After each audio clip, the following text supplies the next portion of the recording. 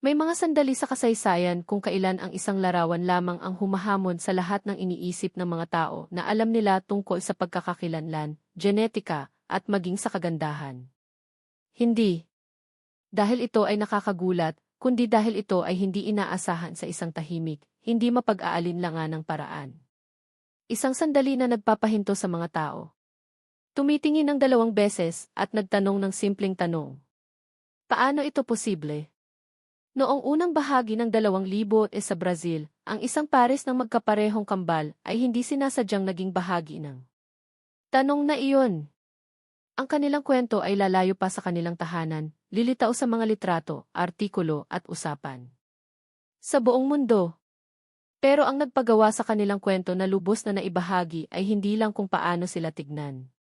Ito ang kanilang kinakatawan. Sa unang tingin, maraming tao na nakakita sa kanilang mga larawan ay simpleng naging mausisa. 2 batang babae na magkatabi na may mga katangian na agad na namumukod-tangi, maputlang balat, mapusyaw na buhok, at mapusyaw na mga mata. Mga katangiang hindi tugmasa. Inaasahan ng marami kapag nalaman nila ang kanilang pinagmulan. Para sa ilan, musik mukhang hindi karaniwan. Para sa iba, ito ay nagbangon ng mas malalim na mga tanong tungkol sa genetika, pinagmulan, musik, at kung paano mana ang mga katangian. Hindi ito mga katang-isip na tauhan o mito sa internet. Sila ay tunay na mga bata na ipinanganak sa isang tunay na pamilya na may tunay na kondisyong genetiko na tinatawag na albinismo. Isang kondisyon na nakakaapekto sa produksyon ng melanin sa katawan. Maaari itong makaimpluwensya sa kulay ng balat, kulay ng buhok, at paningin, at ito ay lumalabas sa iba't ibang populasyon sa buong mundo. Ano man ang etnisidad. Music, ang mga kambal ay mamaya ay kilala sa buong mundo bilang Lara at Marabawir. Pero matagal bago lumabas ang kanilang mga pangalan sa mga magazine o artikulo online, sila ay simpleng 2 magkapatid na lumalaki sa Brazil. Namumuhay ng buhay na sa maraming aspeto ay ordinaryo, music, at sa ibang aspeto ay tahimik na kakaiba. Hindi nagsimula ang kanilang kwento sa katanyagan. Nagsimula ito sa isang kapanganakan na bagamat medikal na naunawaan ay may dalang pakiramdam ng pagiging bihira. Ang albinismo mismo ay hindi karaniwan at kapag lumabas ito sa parehong kambal, natural na nakakaakit ito ng pansin mula sa mga obserbador na medikal. At sa publiko. Gayunpaman mula sa pananaw na pang-agham, walang misteryo. Ito ay isang kondisyong genetiko na namana. Sa pamamagitan ng kanilang pamilya, isang bagay na may sariling mga paliwanag na nakabatay sa biyolohiya. Ang nagpagawa sa kanilang kwento na naiba ay hindi lang ang kondisyon mismo, kundi ang paraan ng pagtugon ng mundo dito. Habang ang mga litrato ng mga kambal ay nagsimulang kumalat, lalo na pagkatapos silang itampok sa isang proyekto na nagha-highlight sa pagkakaiba-iba, ang mga tao mula sa iba't ibang bansa ay nagsimulang, musik, mapansin. Ang ilan ay naakit ng kuryosidad. Ang iba naman ay nakakita ng mas malalim, isang representasyon ng pagkakaiba-iba na madalas ay hindi napapansin. Pero kasama ng pansin ay dumating din ang interpretasyon. Mabilis na nakakagalaw ang mga larawan, at kapag nangyari iyon, madalas ay nawawala ang konteksto. Maraming manonood ang nakakita sa mga litrato bago pa nila malaman ang buong kwento, bago pa nila maunawaan kung sino talaga ang mga batang ito, kung saan sila nanggaling o ano talaga ang kanilang buhay. Sa labas ng isang solong nakuha na sandali, ito ay lumikha ng puwang, music. Sa pagitan ng persepsyon at realidad. Sino talaga ang mga kambal na ito? Ano ang kanilang buhay bago ang mga kamera? At paano naging isang bagay na naabot ang buong mundo ang isang personal na kwento ng pamilya? Upang maunawaan iyon, musik, kinakailangang bumalik bago ang pagkilala, bago ang mga litrato, musik, bago ang pansin, sa simula ng kanilang kwento. Upang maunawaan ang kwento ni Lara at Marabawir.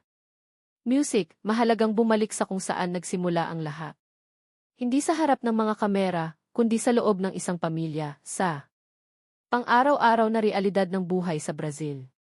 Ipinanganak ang mga kambal sa São Paulo, isa sa pinakamalaki at pinakamagkakaibang lungsod sa bansa. Tulad ng maraming pamilya, ang kanila ay mayaman sa kultura na nabuo sa pamamagitan ng kasaysayan, migrasyon, musik, at pagkakakilanlan.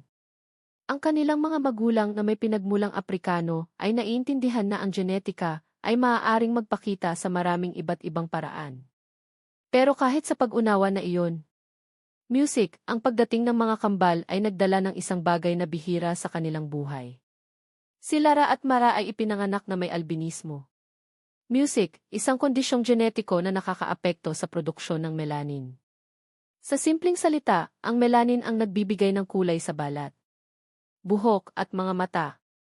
Kapag ang katawan ay gumagawa ng kaunti o walang melanin, ang resulta ay isang napaka-distinct na pisikal na anyo, maputlang balat, napakapusyaw o puting buhok, at madalas na mapusyaw na kulay ng mga mata. Sa ilang kaso, ang albinismo ay maaari ring makaapekto sa paningin, kaya mahalaga ang regular na medical na follow-up mula sa murang edad. Mula sa pananaw na medikal, ang albinismo ay hindi misteryo. Ito ay isang recessive na kondisyong genetiko na nangangahulugang parehong magulang ang nagdadala ng gene, kahit hindi sila nagpapakita ng visible na senyales nito. Kapag parehong magulang ang nagpasa, music, ng gene na iyon, ang bata ay maaaring ipanganak na may kondisyon. Sa kaso ng kambal, lalo na ang magkaparehong kambal, pareho. Silang makakabahagi ng parehong mga katangiang genetiko, na iyon ang nangyari kay Lara at Mara. Pero sa labas ng mga paliwanag na medical, music, ang realidad ay madalas na mas komplikado. Para sa kanilang pamilya, ang unang mga araw at buwan ay hindi tungkol sa pansin ng publiko o kuryosidad. Ito ay tungkol sa pag-aalaga, pag-a-adjust, at pag-unawa kung ano ang ibig sabihin ng kondisyong ito, music, sa pang-araw-araw na buhay. Tulad ng anumang mga bata, ang mga kambal ay nangangailangan ng proteksyon, pagmamahal at gabay. Pero mayroon ding mga tiyak na pangangailangan. Pagprotekta sa kanilang balat mula sa sikat ng araw. Music, pagsubaybay sa kanilang paningin, at pagtiyak na may access sila sa tamang medikal na suporta kapag kailangan. Habang lumalaki, ang kanilang buhay ay sumunod sa isang landas na parehong ordinaryo at kakaiba sa parehong oras. Naglaro sila, natuto at naranasan ang pagkabata tulad ng ibang mga bata. Sa bahay, sila ay mga anak, mga kapatid, music. Bahagi ng pamilyang nakakakita sa kanila na lampas sa anumang kondisyon. Pero sa labas, sa mundo, maaaring magkaiba ang mga reaksyon. Kilala ang Brazil sa pagkakaiba-iba nito, pero tulad ng anumang lipunan, ito rin ay sumasalamin sa kuryosidad ng tao. Napapansin ng mga tao ang hindi karaniwan. Minsan ang kuryosidad na iyon ay magalang. Sa ibang pagkakataon ay maaaring maging intrusive o batay sa maling pag-unawa. Ang mga batang may visible na pagkakaiba ay madalas na naging sentro ng pansin ng hindi nila pinili. Music, para kay Lara at Mara, nangangahulugan ito na mula sa murang edad. Ang kanilang anyo ay maaaring makakuha ng mga tingin, mga tanong, music at kung minsan ay mga palagay.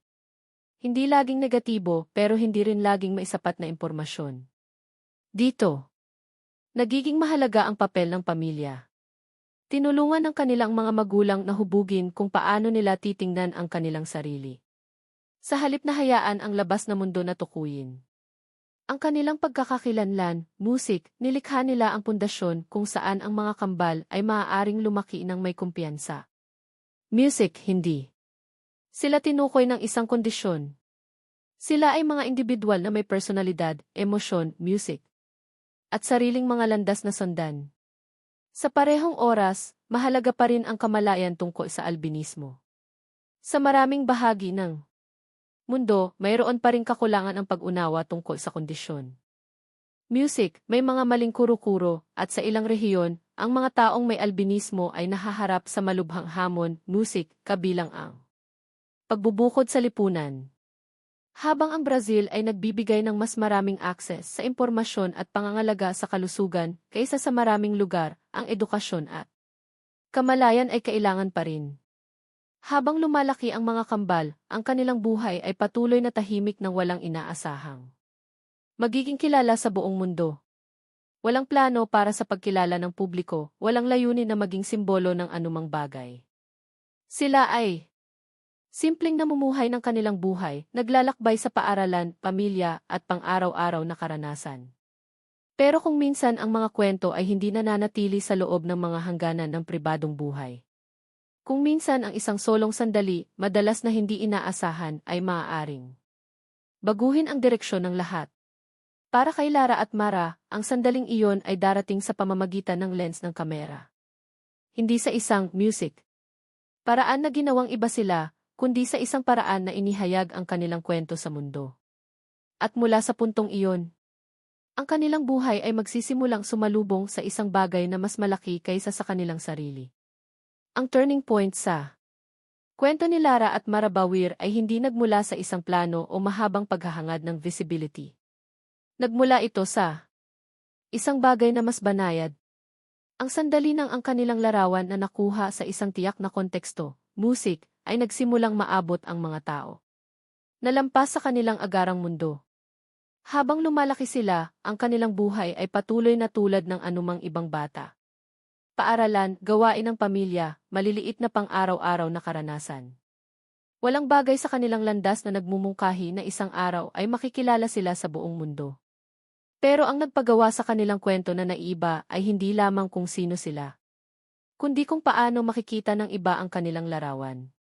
Music, ang kanilang pagpapakilala sa mas malawak na audience ay nangyari sa pamamagitan ng isang proyekto sa photography.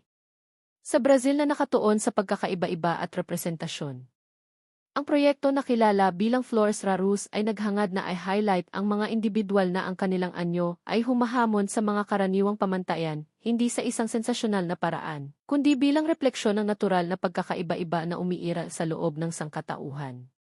Nang si Lara at Mara ay na-photograph para sa proyektong ito, music, may hindi inaasahang nangyari. Ang mga larawan ay umalinggaw-ngaw. Hindi. Ito tungkol sa kontraste o visual na pagkakaiba lamang. Ito ay tungkol sa presensya. Ipinakita ng mga litrato sila sa isang paraan na tahimik, kompus at pantao, hindi labis, hindi baluktot. Para sa maraming manonood, ito ang unang pagkakataon na nakita nila ang mga batang may albinismo na ipinakita sa isang direktang at respetadong paraan. Mula roon, ang mga larawan ay nagsimulang kumalat. Sa una, ang abot ay limitado. Lokal na pagkilala, maliliit. Na publikasyon, ibinahaging larawan sa loob ng ilang komunidad. Music, pero sa digital age, mabilis na nakakagalaw ang mga larawan. Ang nagsisimula bilang lokal na kwento ay maaaring sa loob ng mga araw o linggo ay maging isang bagay na mas malaki. Habang kumakalat ang mga litrato, gayon din. Ang mga reaksyon. Ang ilan ay simpleng mausisa. Ang iba ay lubos na naantig. Marami ang nagsimulang magtanong tungkol sa albinismo, tungkol sa genetika, tungkol sa pagkakakilanlan. Sa ilang kaso, ang mga manonood ay nakakita sa mga larawan ng walang konteksto at sinubukang interpretuhin ito ng mag-isa, na kung minsan ay nagdulot ng pagkalito o maling music palagay. Pero kasabay nito, may mas makabuluhang bagay na nagsimulang lumitaw. Ang mga kambal ay hindi na lamang bahagi ng isang litrato. Sila ay nagiging bahagi ng isang pag-uusap. Isang pag-uusap tungkol sa representasyon, music, tungkol sa sino ang nakikita at kung paano sila nakikita. Sa loob ng mga dekada, ang industriya ng fashion at media ay sumusunod sa makipot na pamantayan ng anyo. Umiiral ang pagkakaiba-iba, pero madalas ito ay limitado o naka-frame sa tiyak na paraan. Music. Ang presensya ni Lara at Mara sa visual media ay nagpakilala ng isang bagay na naiba. Hindi bilang isang uso, kundi bilang refleksyon ng realidad. Ang kanilang visibility ay nagbukas ng mga pinto. Pagkatapos ng unang pansin mula sa proyekto sa photography, nagsimulang lumitaw ang mga oportunidad. Music, sila ay inanyayahang sumali sa mga kampanya at kolaborasyon na nagpapahalaga sa pagkakaiba-iba. Ang kanilang presensya sa mga espasyong iyon ay hindi tungkol sa pagbabago sa kanila bilang isang bagong bagay, kundi pagpayag na makita sila kung ano sila. Ang transisyon na ito, gayunpaman, ay hindi walang hamon. Ang paglipat mula sa music, pribadong buhay patungo sa public visibility ay maaaring maging komplikado, lalo na para sa mga batang individual.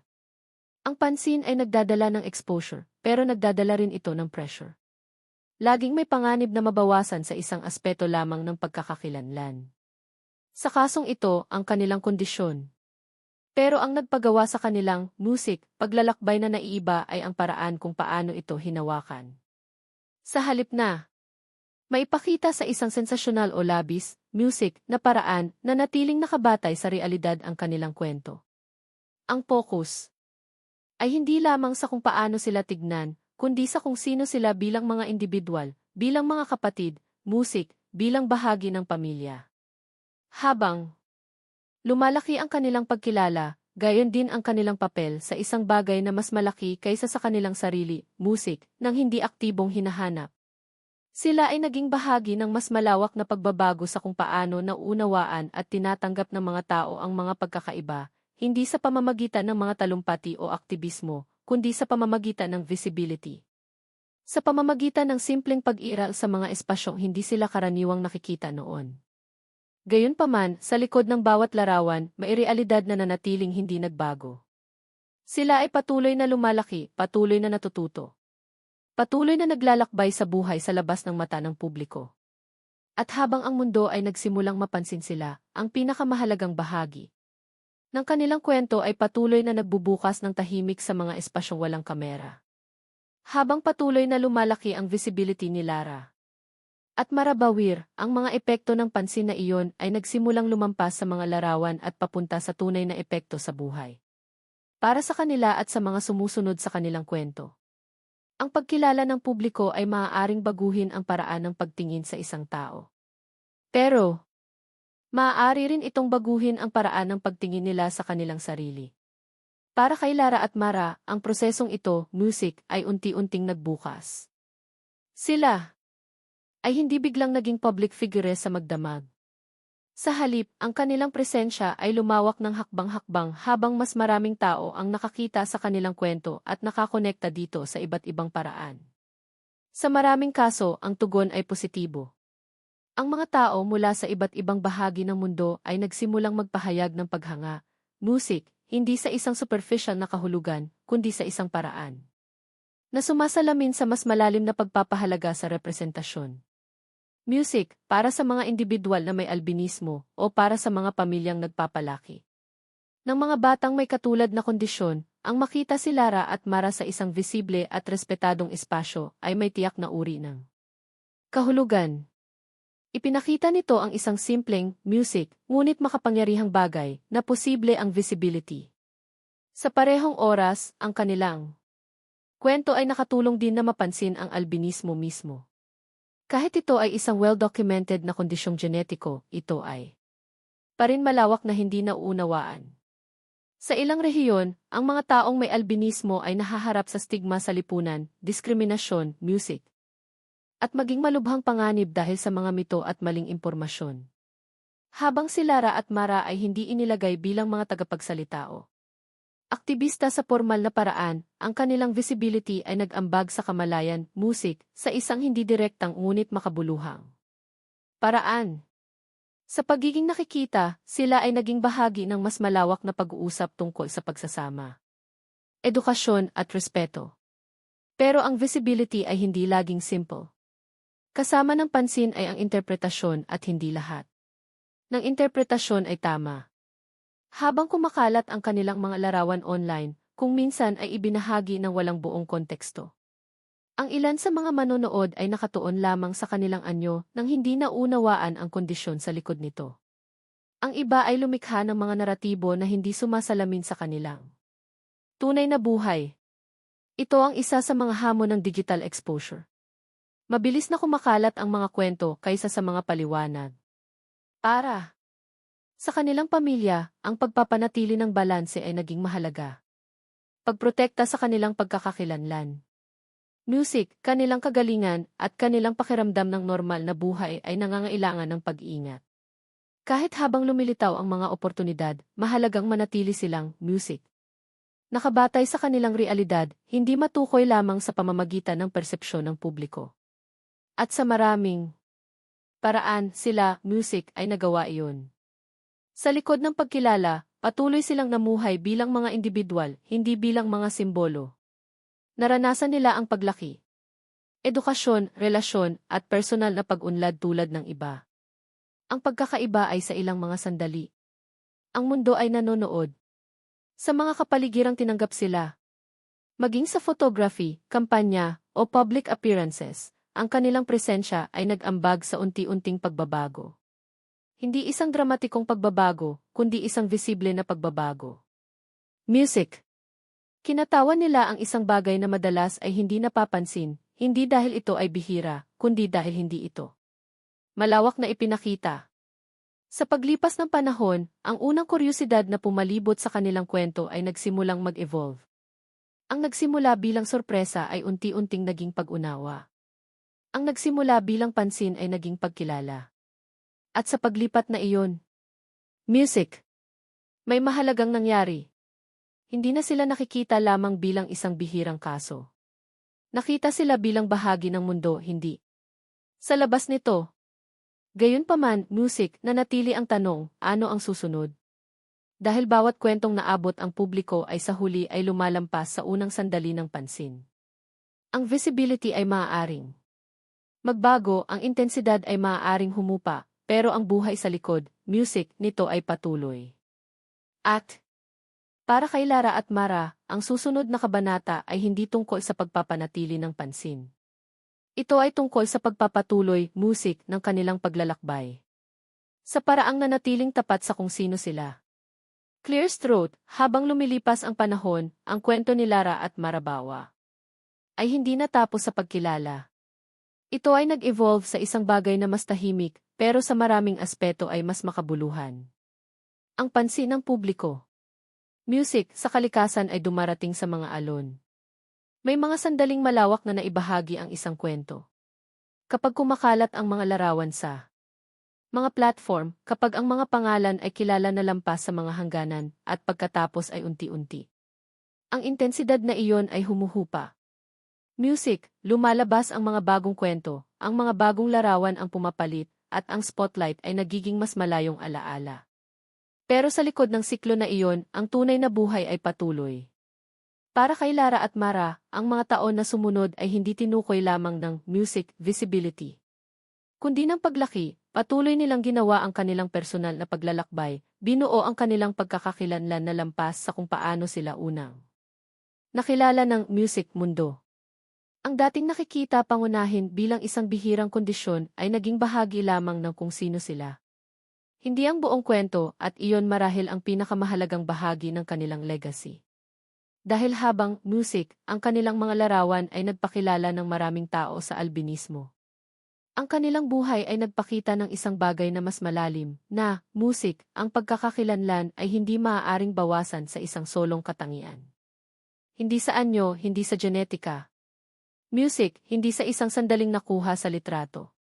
Ang kanilang kwento ay nag-ambag sa sarili nitong paraan, sa mas malawak na pag-unawa. Sa paglipas ng panahon, ang mga pag-uusap tungkol sa pagkakaiba-iba at representasyon ay patuloy na lumalaki. Ang presensya ng mga individual na may iba't ibang pinagmulan, kondisyon, at karanasan sa media ay naging mas visible kaysa sa nakaraan.